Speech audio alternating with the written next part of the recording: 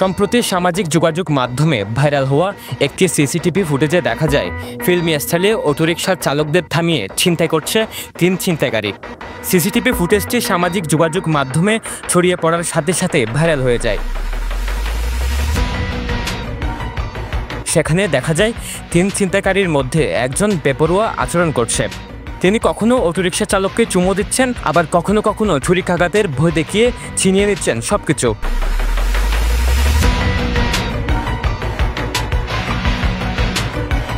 এই ঘটনার রহস্য উদ্ঘাটন এবং ছিনতাইকারীদের পরিচয় শনাক্তের জন্য মাঠে নামে পেনুয়া নিউজ। দীর্ঘ অনুসন্ধানে উঠে আসে তাদের পরিচয়। তাদের মধ্যে একজন পেশাদার ছিনতাইকারী একাধিক মামলায় কারাভোগও করেছেন। স্থানীয়রা জানান, মূলত ঘটনাটি ঘটেছে কয়েকদিন আগে কক্সবাজার শহরের পানবাজার রোডে।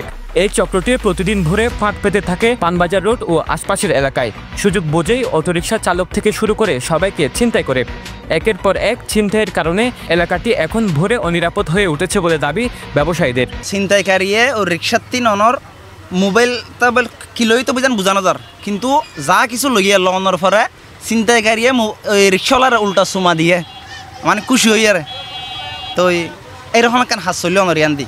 আর এটা তো বিভিন্ন রাখাত এরকম গত 2-1 মাস 3 মাসের ভিতর একদা সবসময় চলে এরকম।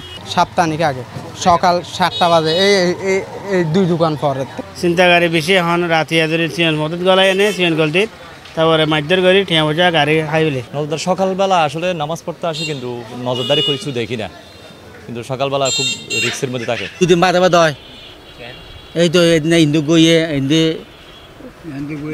ম্যাডামার সামর্থ্য গইয়ে তারপরে গিয়ার সালাম মাগার সামর্থ্য গইয়ে দুদিন বাদে বাদ হয়। অনুসন্ধানে জানা গেছে সিসিটিভি ফুটেজে কখনো চুমু দেওয়া আবার কখনো ছুরিকাঘাতের ভয় দেখানো ছিনতাইকারীর নাম জিশান। তার বাড়ি শহরের পিটি স্কুল এলাকায়। তার বিরুদ্ধে ছিনতাইয়ের অভিযোগে একাধিক মামলাও রয়েছে। 1 মাস আগে কারাগার থেকে বের হয়ে পুনরায় জড়িয়ে যায় ছিনতাইয়ে। 3 ছিনতাইকারীর মধ্যে আরেকজনের নাম মুবারক, যিনি সিসিটিভি ফুটেজে সাদা শার্ট পরিহিত। মুবারকের বাড়ি সদরের কুরুশকুল পূর্ব হামজারডেল এলাকায়। মুবারক জিশানের গ্রুপের অন্যতম সদস্য বলে জানা গেছে। জিশান ও মুবারকের পরিচয় শনাক্ত করা গেলেও অন্যজনের পরিচয় জানা যায়নি। তার পরিচয় শনাক্ত করতে পারলে আমাদের নিউজের কমেন্টে জানানোর অনুরোধ দর্শকদের। এদিকে একের পর এক ছিনতাইয়ে আতঙ্কিত ব্যবসায়ীরা। তারা বলছেন, পানবাজার ও আশপাশের এলাকা হলো কক্সবাজারের প্রধান বাণিজ্যিক কেন্দ্র, কিন্তু গুরুত্বপূর্ণ এই এলাকায় পুলিশের কোনো তৎপরতা থাকে না। ফলে ভোরের আলো ফুটে ওঠার সাথে সাথে ছুরি হাতে তৎপর হয়ে ওঠে ছিনতাইকারীরা। পুলিশ তো ভাই দরকার আছে, হয়তো পুলিশ তাহলে হয়তো ঘটনা আর নইতো এনে মানুষ নেই এহতলাই এই ঘটনা নইয়ে ডরইতে যেটা মানুষ নতা হয়। এই যে মনে করো 8টা বাজে সকালবেলা এইরকম একখান জায়গা তো আতঙ্ক মানে একখান বহুত অন্যরকম বিষয়। ইয়ান একখান জনবহুল এলাকা, ব্যবসায়িক মেইন কেন্দ্র।